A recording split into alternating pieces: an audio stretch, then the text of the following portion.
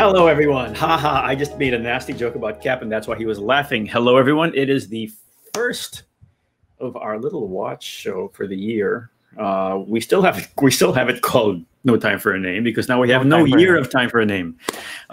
We are with Cap Maceda Aguila, who has jumped off the deep end really, really fast and is going to show us his new watches. Okay, now the last time we spoke, last time Cap and I spoke, he asked me the question, what's the best quartz? And I looked at him and said, dude, you really don't do your homework, do you? Because that's like asking, what's the best car, right? Okay, I'm really teasing, but in all honesty, it's a question everyone's going to ask. I don't like answering them because it's just too vague. You know, it's just too, like, our quartz is worth it. You know, you're going to have 10 different people with 10 different opinions, and a lot of them will have not as much information as they could have. So they're going to make a snap answer like, oh, quartzes are lousy because they're cheap. Or quartzes are great because they're better than mechanicals. Or quartzes are only for inexpensive watches. Or, you know, so there's all these different things. And yet the quartz as a technology is hugely important. It has developed the ability to tell time at a far, far more precise level and more accessible level. And that has effects on everything from medicine to exploration to science to discovery to keeping yourself alive underneath the water or on the north, you know, any number of things. It makes a lot of things more accessible. So Cap asked me, and I launched into the, like, why are you not looking at the Seiko, the Grand Seiko quartzes? You know, which led me to a whole nother discussion, which we should have taped, but we didn't. So we are now going to talk about quartzes and the fact that a lot of people don't give them enough love, and we think they should. To start all that, when Cap asked me, he was asking me about different quartzes and whether they are worth it or what. And so I launched into my usual examples of Grand Seiko, Patek Philippe, and Breitling. And there is a reason for all this. Patek Philippe has in its lineup a very popular quartz in the 24, in the Patek 24 ladies watch. Let me try and share it with you. There you go. Okay, this is the Patek Philippe 24. People buy it, ladies buy it. It's a quartz movement in general, and people buy it because it's very, very nice. It's very distinct. It can be as ornate or as relaxed as you want it to be. But the point here is that people, women would want a watch like this. And I have honestly heard this complaint that I can't set the time on the watch because it will break my nails or chip my nails or something. Oh, seriously? Okay. Seriously, and when you think about that's it, valid. it's completely valid. The crown is small, and this is actually not bad, but there's some tiny, tiny ones from classic watches. And so it gives them a hard time. And so they end up not using the watch, which is a pain in the neck, right? So they do. There's a mechanical version to this, by the way. Basically, Patek Philippe makes quartz watches as well. And please remember that people like Rolex make quartz watches as well. And there was a reason for that because the technology is really just better. And it got more watches in more people's hands at better pricing. Now, a lot of them have moved away from that because you kind of differentiate the market for quartz versus the market for mechanical movements. And you kind of don't want to touch on both. Some brands are able to do that. Patek Philippe is one of them. The other one that I think does it very, very well is Grand Seiko and Seiko. And the reason I think they do it well is, as we've discussed, they have the attitude, much like Toyota, which is we want to put a good quality product at the right price on everyone that wants it. So they will have quartz watches that are very, very good, but they will treat them in a very different way, a very, very unique way. And this is different from other brands.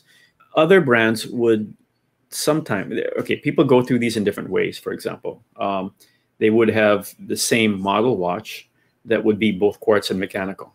That kind of doesn't go over all that well. And why is that? In most cases, because the people who want the quartz, okay, if you want the same, if I will put it how the way I would look at it before.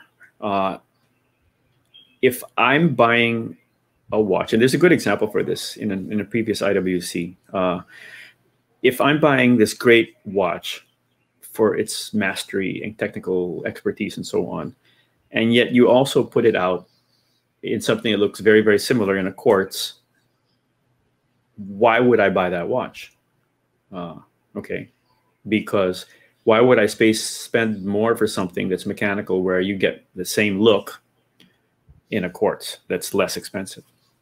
Okay, and there's actually a kind of a somewhat hybrid that came out years ago with IWC, and I actually asked them, like, why do you do that? And they actually, there's only one guy who gave me the answer to that. And he's the guy who actually populated the IWC museum. And he said, basically, we just had to cut the costs on the development. And that's how we did it.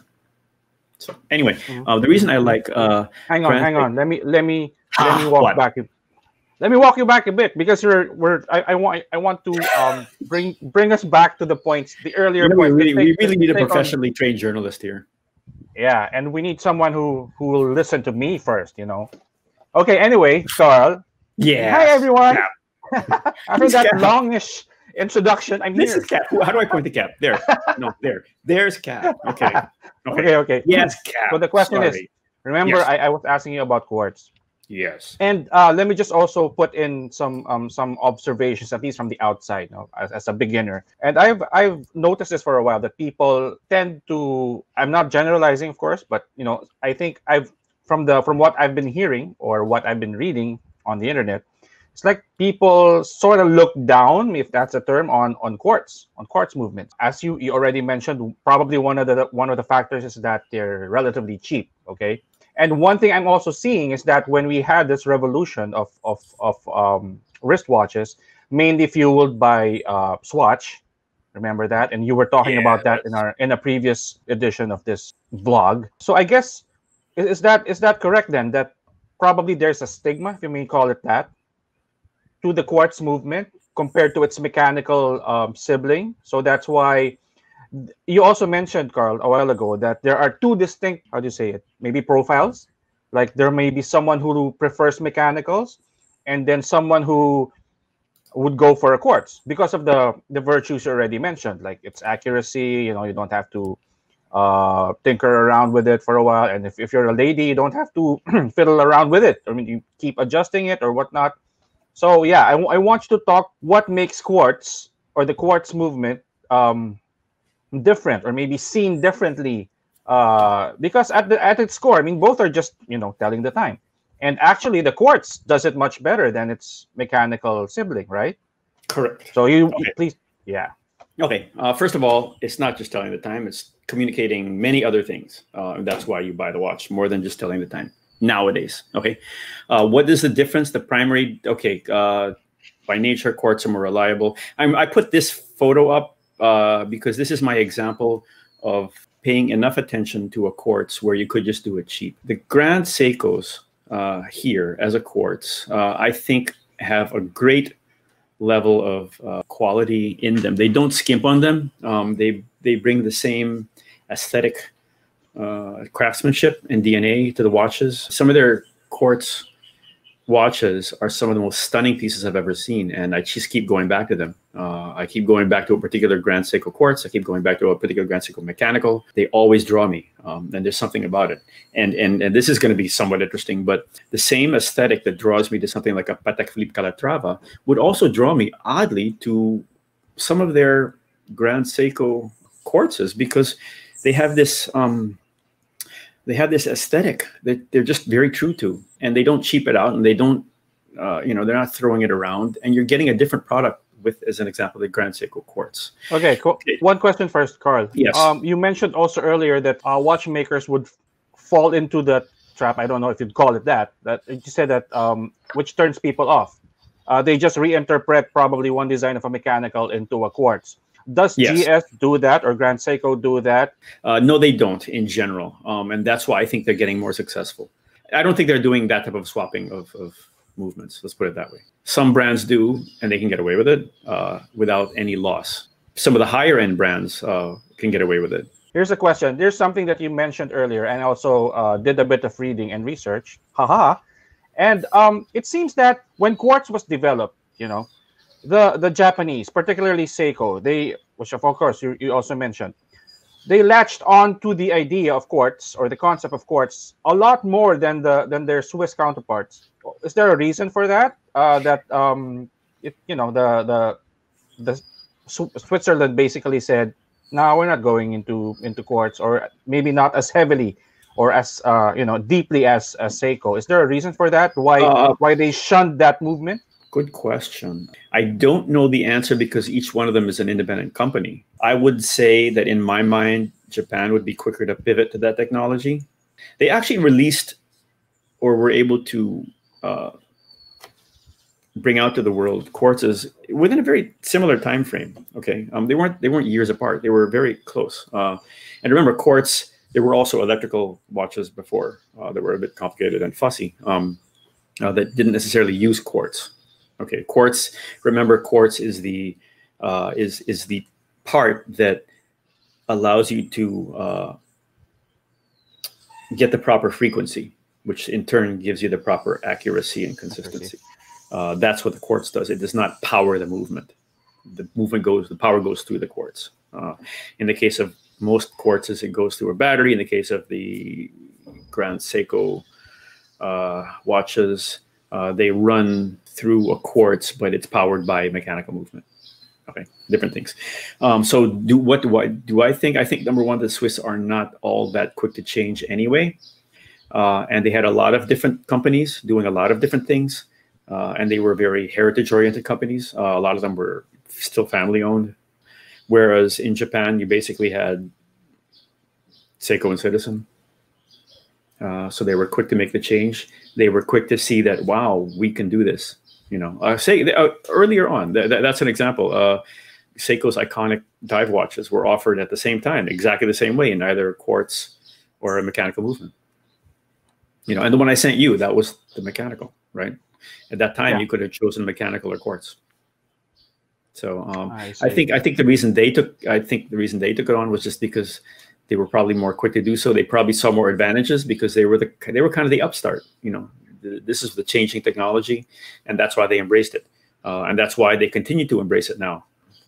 And they're developing a following. We are actually in discussions, which I think I've told you about, to chat with the Grand Seiko people specifically about their design concepts for quartz, because I think they're very, very strong with it.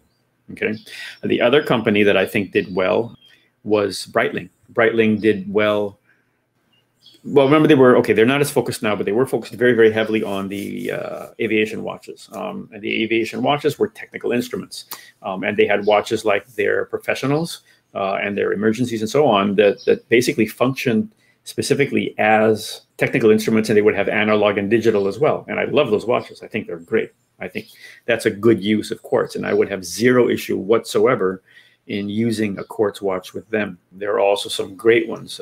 Chopard at one point did a very small run Mille Miglia, where they had an analog face and a digital screen to use for timing. To me, that's a perfectly fine use of it.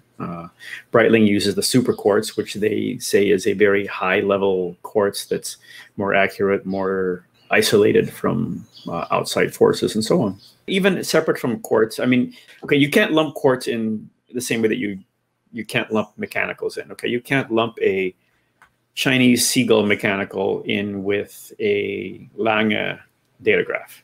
You don't want to do it. True. You just like you can't lump in for cars Cherry Tiggo that someone may never have heard of with a Ferrari. You're just not. They're just completely different markets. Even within families, the market for a Ferrari Portofino is completely different from the market for a Pista. Yeah. Okay. Yeah. So the market for, in a lot of ways, it's arguable that the market. Well, it is. It's completely true that the market for a 24 Patek Philippe is very different from the market for a minute repeater from Patek Philippe. Okay. Have you heard of people, or do you know of collectors or enthusiasts who don't have a quartz or wouldn't buy a quartz? Yes, definitely. But to each his own. Everyone has their own things. I've said this before. I've stood in front of a crowd where people say, "Why are you talking about Swiss watches? Japanese are so much better." Or why are you talking about mechanicals? Quartz are so much better. And that's fine, okay? But that's just not our belief. Our belief is all-encompassing and all-inclusive as possible, where we just like these things, and each one of them has their own point. Quartz are far more accurate. They're far more inexpensive. They're far more easy to maintain than mechanicals. But there's a beauty to mechanicals. You know, there's a love for them. There is a love to being able to hear that sound. It's funny because on one hand, you look at the Seiko spring drive, right? And people love this smoothness of the way the hand moves. But on the other hand, you look at, you put a nice old, almost pocket watch type movement like the Panerais on your wrist, and hearing that ticking when you're driving your car is kind of cool too. You know, there's to each his own. And what we like is the fact that we can find enthusiasm and passion in all of them. And it is not about the price point, and it is not about what other people think about your watch, though that is a point. So do you think that, going back to your earlier point, so the Swiss, we could say they're more traditionalists. That's why they didn't take up the quartz movement as enthusiastically as their Japanese counterparts? Yeah, because remember, if we remember, and we had this discussion, I think, they didn't exactly invent watchmaking. Okay, watchmaking came from lots of different places. There were American influences, there were British influences, German influences. You can argue that time telling, the function, a lot of the functions came from Far East, India.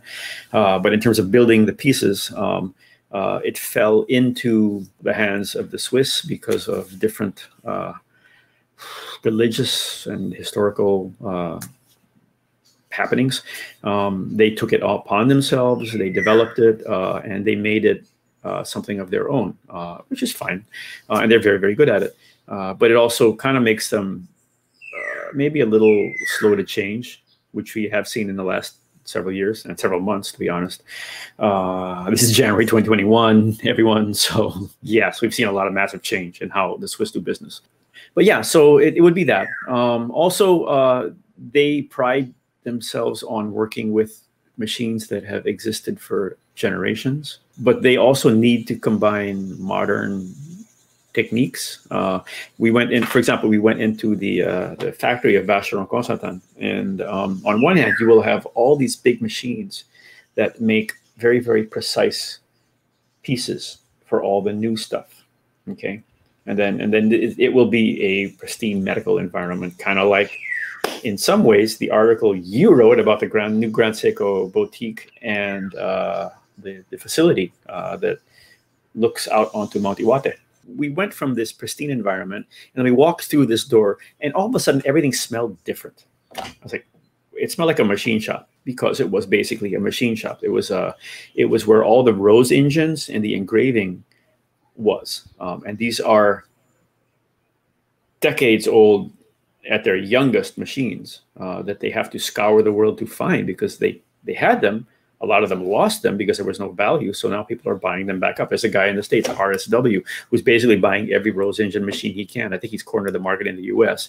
And he and the other guy are the only guys that know how to use them. And if you ever come with us on something, we'll teach you how to use a rose engine. You said there's one part of the factory that's pristine, that's sterilized and whatnot, like a laboratory. And then you said you went into this like a workshop with the smells and all that. So they did all of the what's the difference in the products that they made? Okay, the sterilized area and the workshop area. Okay, well, in the sterilized area, they do the creation, they do the assembly, they do all that. What was in the more workshop area, and I don't want to call it wasn't like a trashy cheap workshop. I mean, it was this great room, but the smell was completely different. And it had they would do things like the engraving, they would do the polishing there sometimes, they would do the finishing work for certain things, because they wanted those old machines. They want the rose engines. The rose engine is a machine that creates grooves or creates designs, and they call it a rose engine. And it is a mechanical thing, because you're grinding a wheel by hand, but it requires an amazing amount of technical ability and smoothness. And I've tried it, and I'm horrible at it. But no, there are people, and I've met the guys at Lange. They're insanely good at this, and there'll be like 5 or 6 guys. They can look at what you and I would see as exactly the same thing, and they'll say, "Oh, Jurgen made that one," or "Horst made that one." We can tell because he always does this curve a little way. He always the smoothness is different. Anyway, so I was with some of these watchmakers, engravers from Lange. The first time they ever saw their own work put up on using a micro photography system, and they were like almost heartbroken because all of a sudden what they thought was a pristine line was like, I can see my variations. I can see where I breathed wrong, or where my smooth, because they're doing the smoothness of something. You're doing it like that, and then a breath can make a difference. Seriously. Okay. So wow. Anyway, okay. So that's the Lange guys. Going back to the Vacheron guys, that was where that room was, and the only guy in it was this guy from Thailand, who was hugely happy to see us because we were with the Asian group, right? So all of a sudden, I can speak to someone. Because he's like, because people don't train for this. People don't train for this ability anymore. The guy in I think it's RSW in the US, he's like, we had to teach ourselves, and we're the only ones that teach it, and we can't teach it to people because no one wants to know. That is changing because craftsmanship globally is now far more important. So there are people who are seeing this. There's a corollary here to maquille work with Japanese stuff, which we are seeing in the Grand Seikos, and which you're going to see in a watch that I'm going to show you sometime soon. The connection there is that just like the Swiss watch industry, no one learned these crafts. Okay, there's an entire generation of Swiss watchmakers that just did not exist because it was not a viable career path. Just like in Japan, people stopped doing this work for lacquering of urushi, or the gold inlay. This is chinken. So it's not exactly the same. They stopped doing that. Okay. As a matter of fact, this is one piece of 30 that was done for an enthusiast seller. They said they couldn't do it. I'm like, nice, you can. And well, that's the only way I want it. And they took the last 30 pieces of tortoise shell celluloid, not tortoise shell, real tortoise shell, but tortoise shell celluloid that Platinum Pin actually made. And they're not going to do that ever again. So point of it is all these things were dying out. Now, having said that, the modern demand, which was created largely by the internet, because you could take collectors from the Philippines and collectors from the US and collectors from China and collectors from New York or Hong Kong or whatever, all together, and they had the buying power to produce this. So now it is a viable thing to go back into Japan and start doing maquille work. And there are people who do it very, very well. And there's a project I'm going to show you soon will be astounding. They didn't think they could do it, but they're willing to try it with me. But this all is at a much more expensive thing because people aren't necessarily going into it because they love it or because it's artisanal or family oriented. They're going into it because it's a viable career path. Same with watchmaking. All of a sudden, they need more watchmakers. They need more watch repair people. The Philippines actually provides a fair amount of watch repair people, and they get taken. They get pulled out by other countries because they need the demand, just like they need the demand for Porsche mechanics that we train in the Philippines. Yes, yes. Does VC make Quartz, or are they putting? I don't remember. Up? Actually, I don't know right now. That's a good question. I don't think so, but I'd honestly have to double check that because sometimes they do and understand that they have a lot of stuff that they will do. This is not just Vacheron, or this is not specifically Vacheron, but there are companies that will make products for certain markets that we will never see, and we would question. And they did it because they did something to get into China or India. That's not something Vacheron would do, but there are brands that would do that. And I've actually said, like, why the heck do you do this? Like, at that time, that was our only way to get into that market. When you say you do something, you mean like an exclusive for the country? Or you create a watch that you would never, ever put your name on elsewhere. Really? Okay. Yes. Wow. Interesting. Yes. Okay. But understand that remember, this is a time where in the last 10 years, people were dying to get into China, right? Into the China market. And they used to laugh at people like Philippe Chariol, who was into China far earlier than anybody else. Philippe Chariol is this awesome guy. We know him pretty well. He passed away recently, and that saddens us greatly. He was a race car driver, race car guy, and a serious one. I have a great story for you of how I learned how serious he was as a race Yeah, car you driver. told me. You told me Okay, before. Yeah, and it's you an drove one awesome of his. story. Yeah. Yeah, yeah, but it wasn't this. It wasn't driving his race car that got me. What got me was his story of what happened when he flipped an Evo, and how it handled, and where he had to hold on. I'm like, okay, you know what you're talking about. Then I went back and I got the Audi, and then that was fine. I just couldn't handle the Evo anyway. But the point of it was, he went into China early on. Okay, now Philippe Chariot, his idea was the Cartier vision, but in a different way. So he has his What's the tastes. Cartier vision? Cartier is design and art driven.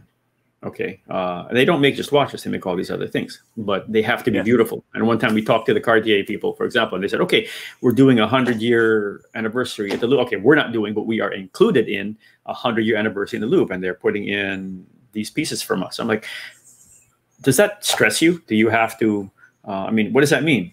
It's like, it means that anything we design better be able to be in a museum 100 years from now. I'm like, is that hard? It's like, it's insanely hard, you know. Okay. Anyway, the point of it is, so they have a design aesthetic that's a certain way. Philippe Chariot had a design aesthetic that's a different way. It's, I would say, a bit more flashy, a bit more mainstream. Perhaps it's kind of like comparing Roger Dubuis to Patek Philippe, both high watchmaking but very different. But Philippe Chariot had that design aesthetic, and he went into China early. And so when we first met him a decade and a half ago or whatever, some people would say, yeah, that's not real. That's kind of borderline. It's not. Is it a serious watchmaking? Yes, it is completely. They just chose to go a particular way, and all the people that would diss them before wish they were as forward thinking, because he had brands and storefronts in China, and he had a brand in China that others never got, and it was so strong for them that we actually helped them at one point assess things like luggage. Because he had that strong a brand that he could go into and expand. And if you think that that's not something big brands do, that's not true. It's often the reverse. Look at Montblanc now, seriously into watches, especially with their Minervas, Hermes, Louis Vuitton. They all do that. Yeah. Okay, so getting back into that. We started with quartz. How are we go back there now? Okay, so what are the quartzes I like? I like your quartz. You have a watch on now. He showed me his new watch. Show us your. Okay, wait. Hang on. Here you go. Okay. I got this from the wife. Okay, well, the wife we like way more than we like you. Good choice on the wife for the watch, if not for the person. No, okay. No, but wait. There's a story to this, of course, and remember that I remember watching you in this Ayala sponsored watch talk, and you said something that struck me. You said that if I wanted to gift someone with a watch, then it shouldn't be like, okay, I'll go to a watch store and then pick someone out for him or her. You said no, it doesn't work that way. It should be a journey. The selection process should be a journey. So that's exactly what I did. I brought the wife along, and then she said she wanted to give me a watch. Okay. Oh, thank you. And then we went through the process together, which I think was very special. And thank you for that tip. And I now know the wisdom in that is that, of course, you gift someone with, there's a story behind the watch now, because both of us chose it, and we agreed on something. So kudos to you. Yeah, I'll take full credit for that, except for the fact that someone else stole it to me, because I had the same darn problem, right? I had same. I can't give anybody a thing. So it was actually the Swiss guys I think it was Martin who said that. It's like, Carl, don't look at it that way. It's like I go with my daughter, I go with my son, I go with my wife, and we do it together, and that's the journey. And it's like they're right, they were completely right on that, and. For one thing, it alleviates you from any problems, right? Because it's not your fault anymore. But that too. But no, it is. There are far more memories than just, we had dinner and he opened up this box. It's a much. And so no, I think it's great. And that's what you told me it was a GMT, right? Yes. And it's very different from your other. I know your other watches. It's very different from your other watches. It's clean. It's elegant.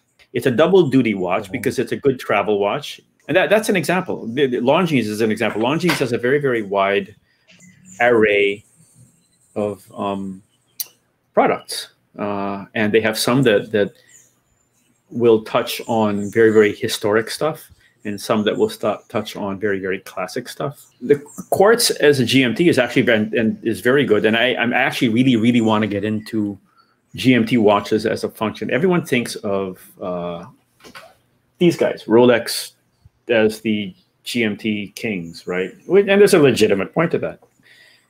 They kind of basically started the whole thing, right? There are watch companies now that I think are doing far more inventive stuff, and it might well be because Rolex can't deviate that much, right? They can't deviate from what they're doing, so it's just the GMT Master 2, period.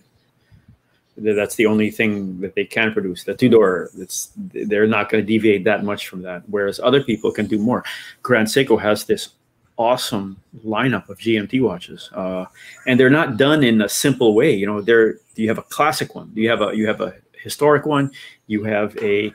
I'm going to share this one because some goofball I know wrote it. Yeah, I was going to say I wrote something about you wrote something anniversary GMTs. There, that guy. Can't see it. Oh, that guy. Wow. Who's he? Okay. I'm. This is not the Quartz, right? But anyway, this guy. Never mind. The point of it was. Scroll down. I think one of those, the blue ones. I think that there's a GMT there. Yeah. This is by the way is the new Mount Iwate viewing. You were supposed to go there, right? Yeah, I was. I was going to surprise you too. But that's for another discussion. Okay, so this is a mechanical, but and Cap is going to tell us all about it sometime because I'm going to grill him. That's the new moment. Yeah, but okay, the point of it is that they have different visions for GMT, and they have one that I really, really, really like, which is a classic cream dial watch. And they have this type of watch, and they have Quartzes as GMTs, as sports models. So they have a very wide array of GMTs. The other persons who I think are doing this quite well is actually Montblanc, because they're taking chances. They're taking chances. They're not tied in. And in a lot of ways, okay, you were asking me why. Here's the segue. You were asking me why the Japanese were more likely to take up Quartz than the Swiss at the time. And one of the things is tradition can hamper you. Okay. If you are too tied to tradition, on one hand, it's great. You have this unassailable, inviolable asset, right? But on the other hand, you cannot necessarily make changes, right? Rolex can't make big changes. They can't do really funky stuff. Patek Philippe will not deviate that much. Lange will not deviate that much. But then you're going to have brands like Roger Dubuis, who will take a flyer, right? Who will do something completely different. Grand Seiko can make changes. Montblanc, because they don't really have as long a history in watches, they can make changes. And now they're making some awesome changes in their travel watches, in their world time watches, in their time zone, dual time zone watches. And they can make these, they tap the past and they tap modern technology at a very nice price point. I mean, you're getting some great dual time watches from them that are in the 4,000 or 5,000 euro range. You also have their Minerva pieces that are insanely beautiful. Some of the most beautiful movements I ever see. But they can all take chances. Okay, some of these classic people cannot take chances. Cartier can actually take chances because their mindset is we're design oriented and aesthetic. So they can take some chances and they can do awesome movements, highly technical movements that you'll never see coming out of someone like Patek or Lange or Vacheron. So maybe it's that is what that industry, X number of years ago when the Quartzes came in, that industry was heavily tied to its heritage of watchmaking. It couldn't make that many changes. So I guess maybe that's why. Okay. So these brands that you mentioned, that let's call them the traditionalists, like as you said, Patek, Rolex. You would never expect them to throw a curveball, right? Like something like you said, the Rolex has basically stuck with the same GMT formula. You said, Yeah. is there a reason for that? And would, for instance, if I were a Rolex enthusiast, would I be turned off if they say Yes. came Probably. out with something, left of, what I was expecting? Yeah. Well, that's why they have Tudor, right? Because Tudor can Like take the purists? chances. Yeah, Tudor can take the chances. Tudor can do the Ducati collaboration, which I think is great for some things, but not for me. They can do a lot of little things that Rolex itself can never do. Okay, they can. Who else? What They can, examples? but they won't, right? I mean, they will Okay. never do. Okay, let's go back and explain again about Rolex. Rolex is a foundation. It is a privately Yes. owned, independent foundation. We have no idea what they are allowed or disallowed to do. If they act as a foundation or act as a trust, they may well be disallowed by law from telling people what they can do. It's a complete possibility, because if you act as a trust, a financial trust, you are constrained far more than any other financial instrument, really. And you can't, like, if I make you just say, at one point I actually took trusts for a year. Okay, so if I make you if you were an authorized trust officer and I gave you a trust and I made you sign off on a trust that said, I'm giving you 1 million pesos, and I want that used every year. The proceeds have to go, everything you make has to go 50% to funding a cat sanctuary, and you can't tell anyone about it, and it has to be in the name of a flower, or it has to be in your name, and you have to follow that, because you are constrained by law and by the contract you write to do that. Look at that in terms of foundations like Rolex. They're not public. They don't have to say anything to anyone. They don't even have to explain what they're doing. They really, really don't. It's a bit different from, let's say, a family-owned organization like Patek Philippe, which they can do it, but they might be constrained by history or by family to not be able to do stuff like that. Okay, or they might be just so intent on their DNA that they will never do that. But that's different from having a legal document that binds you from making X number of changes. Okay, it's very different. The people that can't make the changes, it might be like Vacheron. They just might not want to venture out into that, and that's where you have people.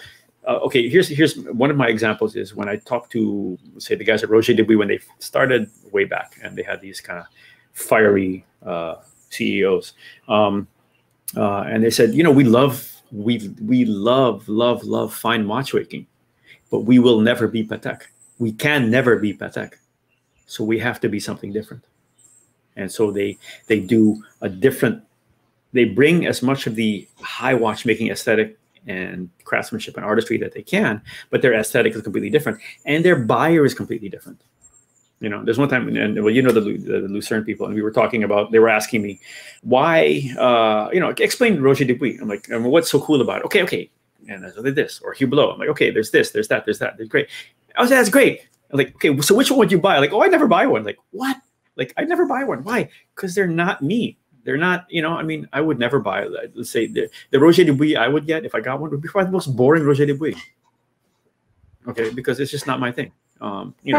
People, one time people asked me, like, okay, and this is an odd question. Okay, you have all these watchmakers that we're talking about. Then you have independents, the guys who go like Max Busser and Friends, MB&F, Orderwork, any number of people. Okay. And you could get into a conversation with them, and they would basically make you a watch, or create a watch. I don't want to say bespoke, but more in line with what you want. My thought would always be, I would get the most classic watch they have. Like the MB&F that I like is probably more traditional than most. It's not wild. My friends would say, like, no, I would get the wildest one because you're getting the independent. Otherwise, it's going to look like the other one, right? Why would you get something that doesn't look completely unique? And I was like, yeah, but that's not, to me, necessarily why I like it. It's not because I'm not using it to communicate to someone else. And that's a journey, by the way. That's a journey. When you start into watches, you do look at watches as, what does that communicate to other people? And there's, I don't want to say that that's, I mean, it's a reality. There is value, and there's financial value to it. There's financial value to a Rolex or a Patek that is not going to be there in a Tissot, for example. Yeah. Okay, there's an argument there that the vintage market is completely different, but there's not, and that does communicate to other people. It's the same thing as driving a nice car, wearing a nice suit, same thing. So we can't negate it, but at the same time, it shouldn't be the only thing you think about. But that's that. Okay. What else is going on right now? Yeah. What are we looking forward to? Watch Week. LVMH has decided to kind of do other stuff on their own, and they will be doing LVMH. Louis Vuitton, Moet Hennessy. Those are the initials, but they have Bulgari, they have Tag Heuer. They're going to be doing an online version of what they normally do. So that will include presentations, but also interviews, also chats. And those are always, to me, those are always interesting. You learn a lot. You don't always get invited to them because it comes down to, are you just able to keep up sometimes? It's not a negative. It's just a dynamic. For one thing, let's say if you have to justify to Henry or Philippe Stern why this person's in a room, you better be darn sure that this person's going to be up there. Wait, let me ask you, because you ventured into this now. I want to know, like, how has, because I know for the car industry or the auto industry, how the pandemic's changed the way that we cover the industry. How has COVID-19 changed the watch industry in terms of coverage, in terms of I know there are lots of there should be lots of conventions you're going to, events that you're attending to. Yes. And even probably the churn out of new models for brands. Has this in any way affected well, of course it has affected it, but like in what way has this new normal affected the watch industry? Okay, number one, the main physical events have been canceled. Basel World did not happen. Watches and Wonders / SIHH did not happen. They did Geneva Days, which I see the point. A lot of people didn't. I've already announced they're not doing next year's stuff, or this year's stuff now, at least for the first half of the year, as a physical event. What the problem there is that a lot of the best discussions don't happen in the presentations. They happen when we're walking through a hall, when we're having a quick lunch. That's when we see really interesting stuff. When we see pieces that we still can't talk about, or we still can't show, or when they look at directions, or when they ask us, because in a lot of ways, we as people who oversee the industry have a far wider view than the people who are inside the companies. And they don't see them. I mean, to them, it's an everyday job. And so they actually look at things like Basel World and Geneva, SIHH, Watches and Wonders, as a way to see what other people are doing.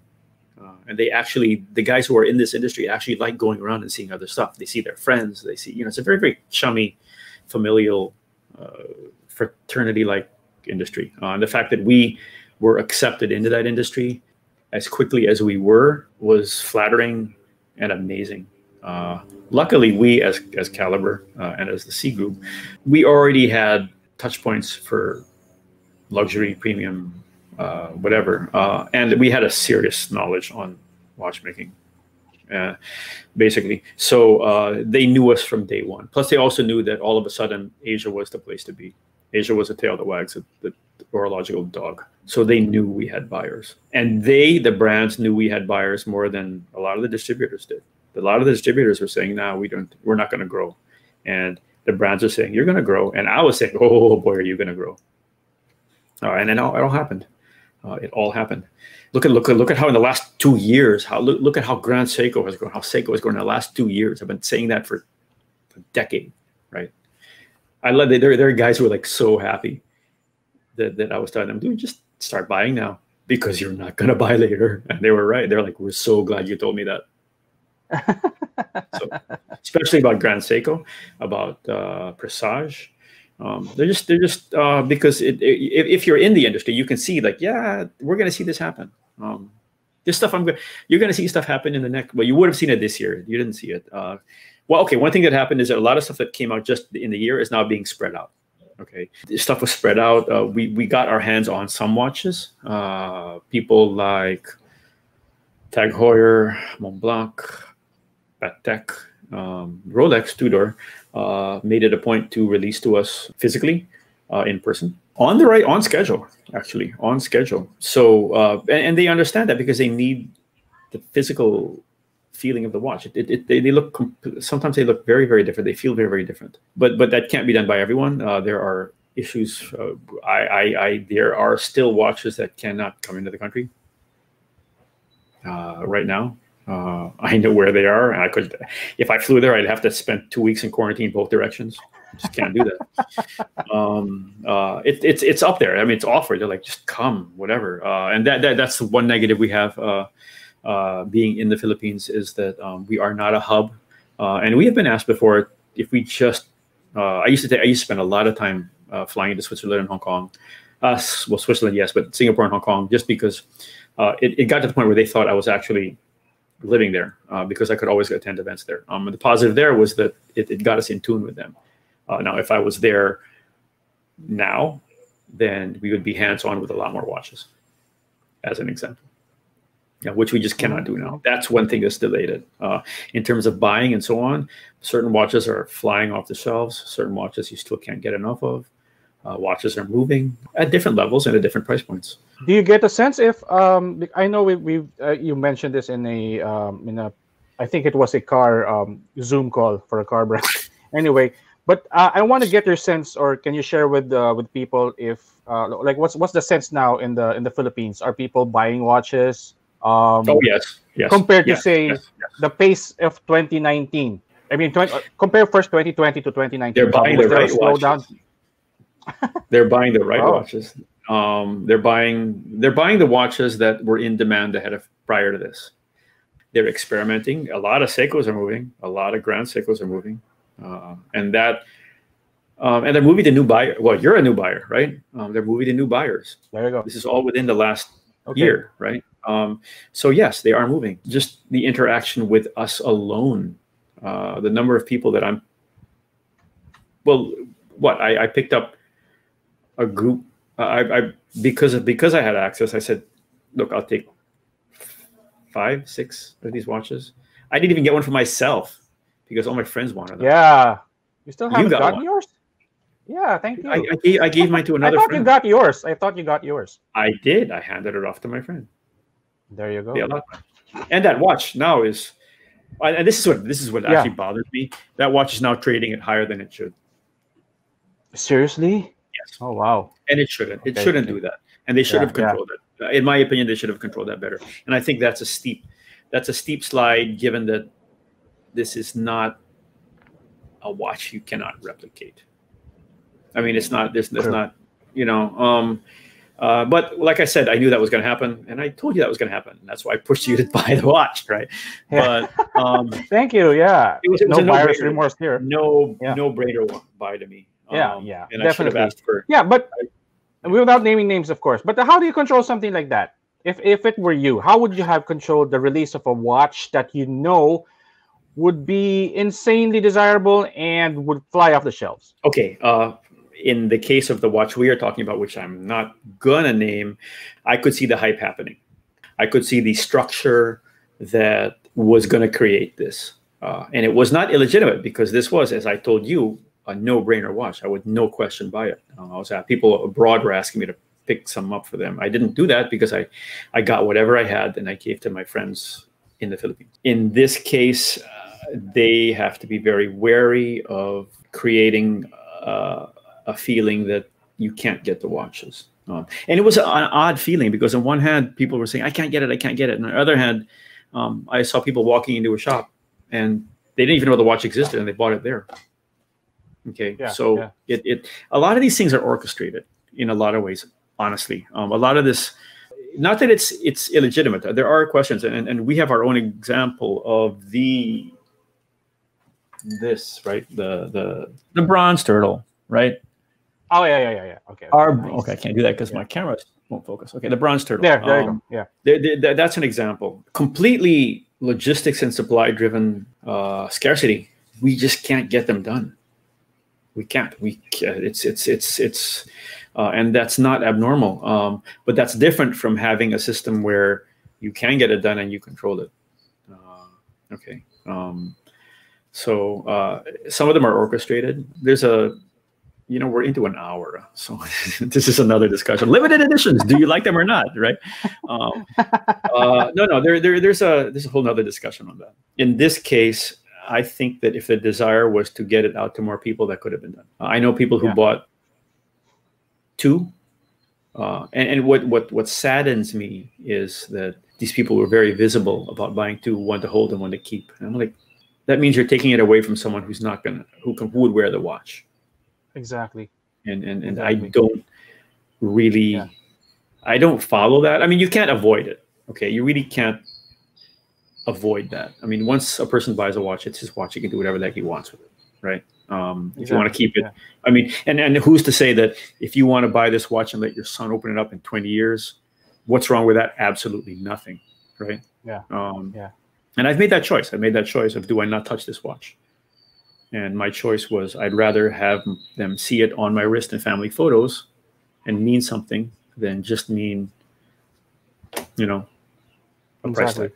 That's right. So I think that could be managed. Quick anecdote. I bought this watch before. It was a limited edition, and I'm not going to say again the brand or the kind of watch. But when I bought it, it was like, hey, sir, we have this in stock. And in fact, it's a limited edition, blah, blah, blah, blah, blah, blah. And then after I bought it, the clerk said, I don't know if he was just giving me a line or he was actually sincere about it, but he said, "I'm so happy that you got it, sir." I said, "Why?" Because I'd rather it go to someone who would wear it and use it than someone that he knows would be reselling the watch. Yes. And it hurts them. It hurts them financially. In a lot of ways, it hurts them emotionally. It hurts them, especially if they're following the rules. If they're following the rules and they do not do that, it hurts them because they know there are people who don't follow the rules.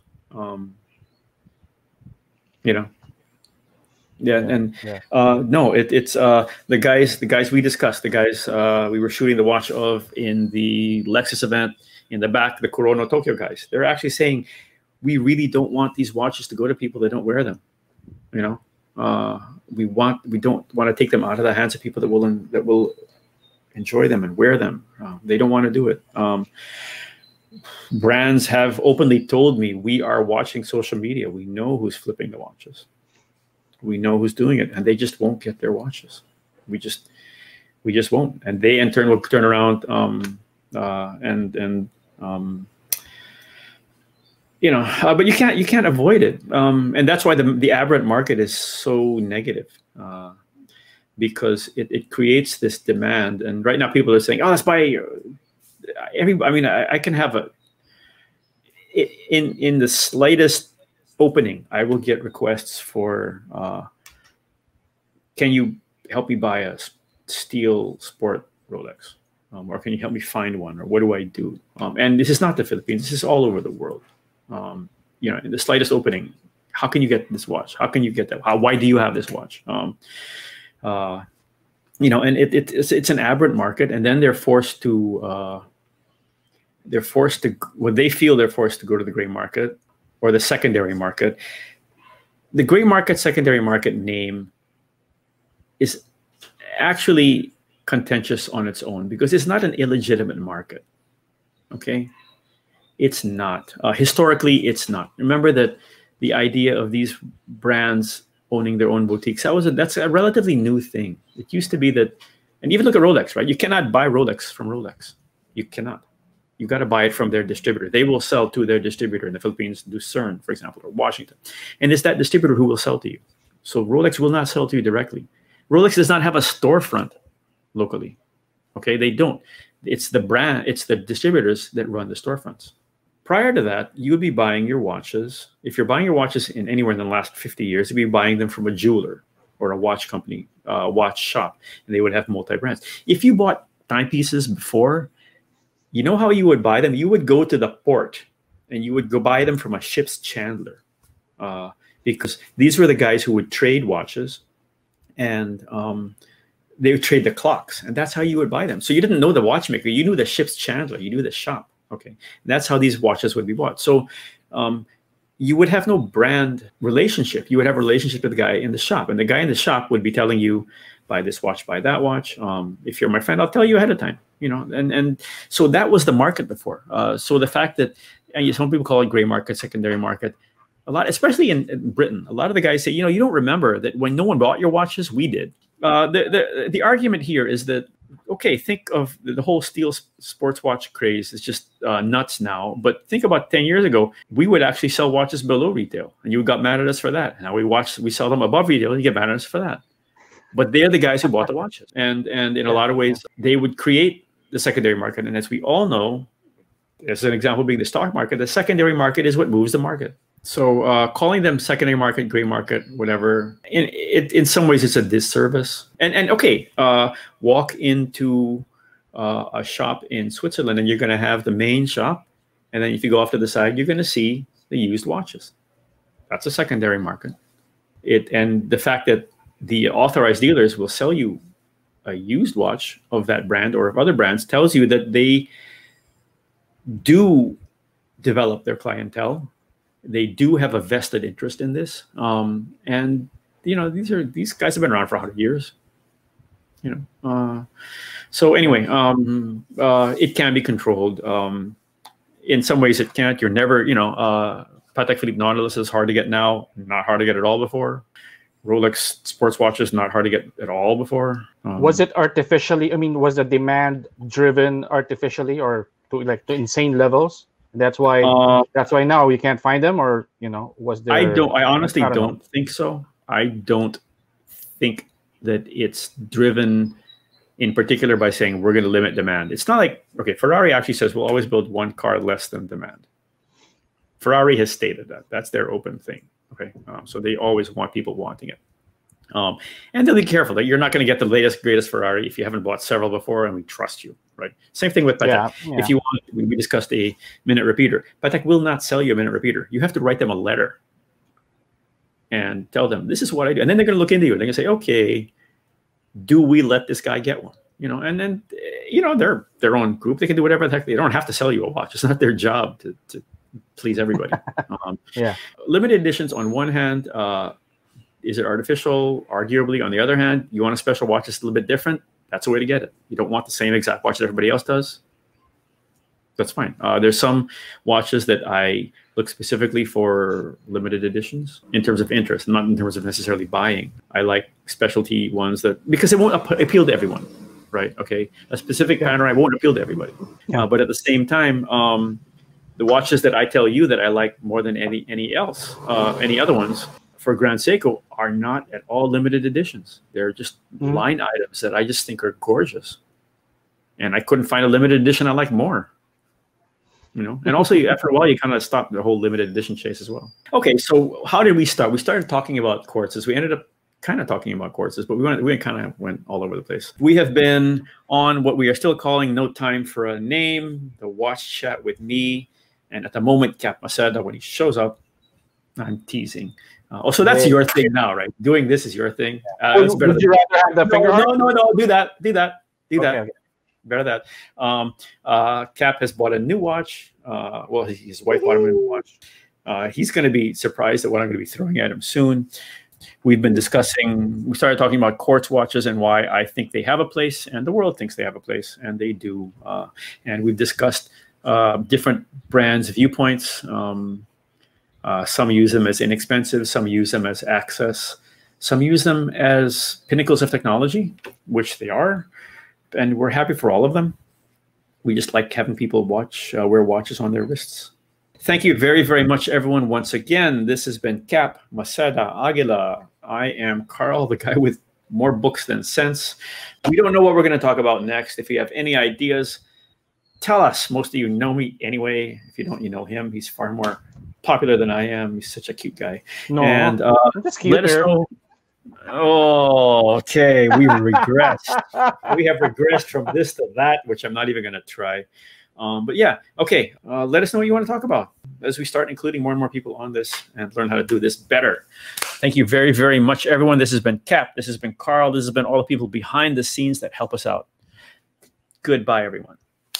No time for a name. No time for a name. Bye. Bye.